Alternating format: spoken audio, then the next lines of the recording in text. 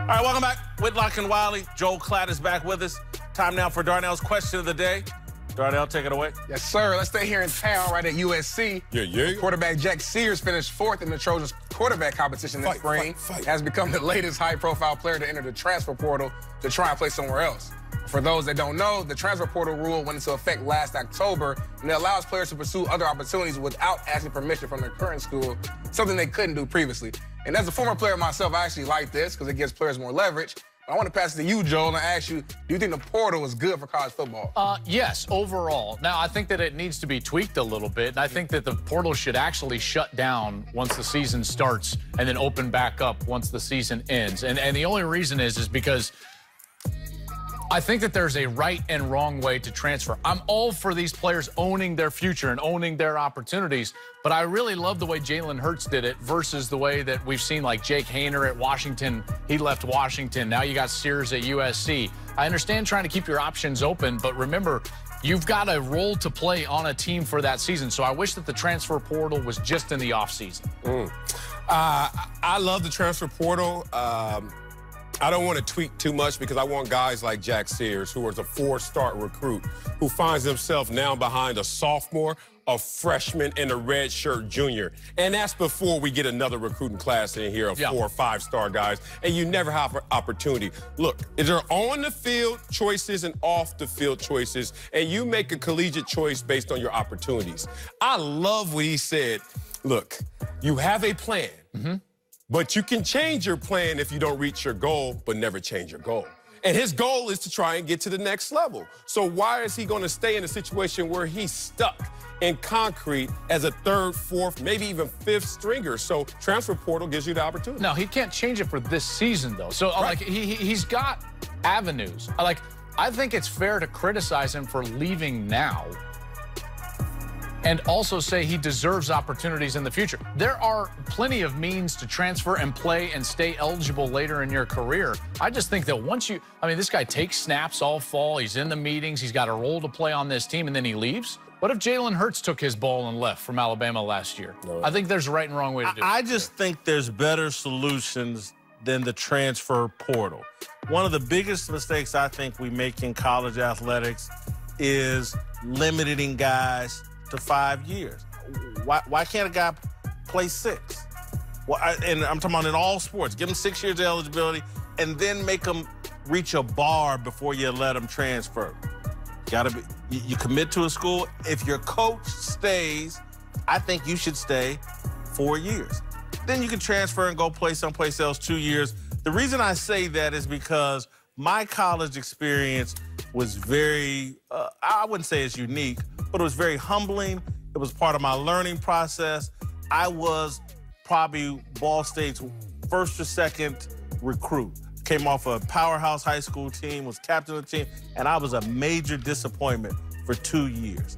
And most of it my fault. Had a coach that I couldn't stand, offensive line coach treated me poorly, tried to humble me.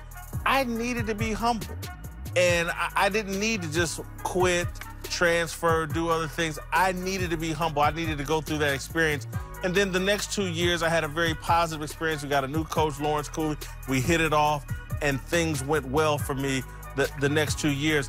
But without that experience of being humbled, if I had been allowed to quit, and trust me, I wanted to quit, and both my parents are like, are you crazy? You ain't coming home here. And so I'm glad I was forced to stick it out. I think some of these guys need to be forced to stick it out because you just never know what's going to happen. I don't think you only get humbled in failure or disappointment. You also get humbled in success. Like, imagine if you're a starter, you hit a dry patch, you're not playing well, whatever it is. Humility comes in a lot of different forms and facets. So let's not just say that you only have to lose something to all of a sudden realize what you've lost. Sometimes you can win, attain it, and still lose parts of it and realize that perspective.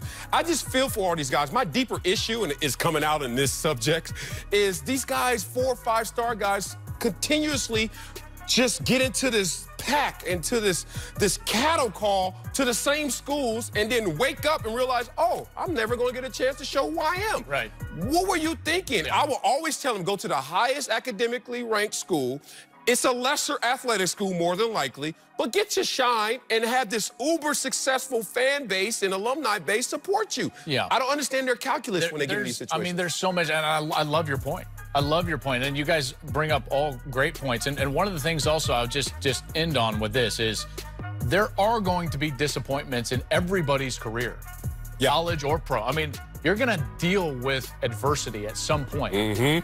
The reason that I don't love a live transfer portal during the season is because it presents an avenue and an outlet for that disappointment and adversity in real time. There's no cooling off period. You lose a job, next day, I'm out. Guess how many guys feel like they want to leave the day after losing their job? Almost everybody. There were times, I walked in one time, the first spring I was competing for the starting quarterback job, I walked in one day after one 7-on-7 that I played poorly, and they were doing live depth chart every day. I was third. I was like, man, I'm out, like this, I'm out of here. If I had a transfer portal, that would have been the worst possible thing for me because I could have run to that transfer portal versus having the cooling off period, learning how to compete, learning how to deal with adversity, get through the season. I got to say this quickly. I was going to transfer Columbia to go to Cal Berkeley, where I was going to go initially out of high school. There was no transfer portal, but I was ready to move on because the scouts weren't looking at me after my junior year. Imagine if I did, who knows what would happen, but they end up coming. So, yeah, get you. All right, Darnell, you got something else? Yes, sir. I want to move over to high school sports. A new survey of high school athletic programs reveals that participation in sports has declined for the first time in 30 years. This is the biggest drop.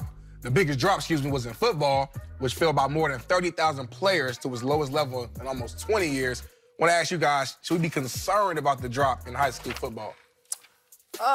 Yes, I think without question. My concern, though, isn't just high school football.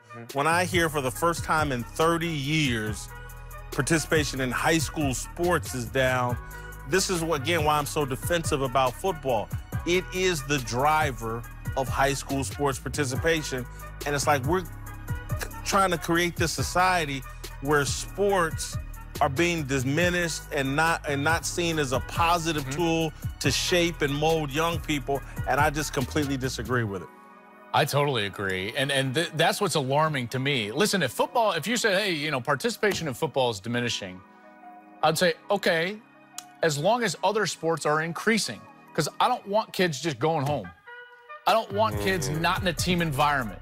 I don't want kids without mentors and coaches to help them through those points and times of adversity through their formative years. That's the alarming part, is that all participation is down, which means they're not playing football. Okay, well and good. That doesn't mean they're playing lacrosse or soccer or anything else. They're just, hey, man, like, let's go play online video games. You know what I mean? That to me, esports is going like, and look, that's a problem. That's the problem that I have, you know, because I don't think it's a safety issue. And ultimately, I think the character of our country will get hurt eventually by people not playing in team sports where you must be selfless in order to succeed. People are missing what's really happening. I think this is beautiful, and I'm going to tell you why. The cause is really technology, and gaming. Sports is a means to an end using your body, but the way to the absolute top is using what's between your ears. So when did Mark Zuckerberg start Facebook? Anybody? February 4th, 2004. So Facebook was born, and kids were born that are now 15 years old. If you're 15, where are you? In high school. And they look over, and they're in these STEM programs instead of on the field. And they're looking at sports like, oh, I see the love for it, and I see what you get out of it, but there's a different calculus. So what used to be is, I want to be like Mike, be like Michael Jordan, who's worth $1.9 billion. Amazing. But now people want to be like Mark, who's worth $67 billion. He's looking at Michael Jordan and said, let me get 35 of those and have some change, y'all. This is what's happening. I am involved with a lot of STEM programs around Los Angeles. These kids are saying, Peyton Manning was amazing, wasn't he? LeBron is insane. My friend, you don't know his name. He's just sitting at home using between his ears, and he's going to get the opportunities and net worth beyond what these guys are getting on the field. And look, I understand what sports gives us back, but if you're talking about what you can give back to your family in terms of generational wealth, these kids are doing a different equation. That's a financial calculus. Yes. That you know, has some merit to that argument. Some? But I don't want to. This is bigger than just financial. Again, because, again, you can give a bunch of people can make a lot of money, and I got a lot of problems with the people in Silicon Valley. They got a lot of money. I don't think their character is that strong. I don't think the society they're trying to build will work as effectively as the ones that got us to this point. And so I just think. But that's a subjective argument against objective numbers. I'm giving you why the objective numbers are going down, because people are looking at it objectively and say, what's the end game? Listen, if they're involved, then I'm for it. Right. If it's in the STEM programs, if it's in lacrosse, whatever it is, I'm fine with football's numbers diminishing. I really am, because I think the top-of-the-line football is still one of the greatest ways out of the poverty-stricken areas of our country that we have. Yeah, right. And football allows that opportunity. It's an avenue. And as long as kids are involved, I think that's the biggest part. So, if that's right, they're in the STEM. But what are they involved in? Again, are they involved in learning how to communicate and deal with people who are different than them, who have different thoughts than them? That's what I worry about, because I'm telling you, sports, I've seen people through sports get along with people they have nothing in common with. I don't disagree. And so I just don't know if you learn that. Oh, the STEM teams I'm around, you should see the demographics. It's similar to a huddle. But it's still an individual sport. Well, STEM is not. It's about science, engineering, technology, mathematics. So for yourself, yeah, right? It's almost not like you're not competing with a team. No, you're trying to learn robotics and automation, and you're trying to do programming. And it's really like it's a different way to really activate yourself. Like a glorified academic decathlon team, which I was on as a youth. So it's just a different engineering of how to get to the top. I like being dumb. Coming up, the Cowboys have been playing hardball with Ezekiel Elliott all summer. We'll tell you if it's going to pay off. Next!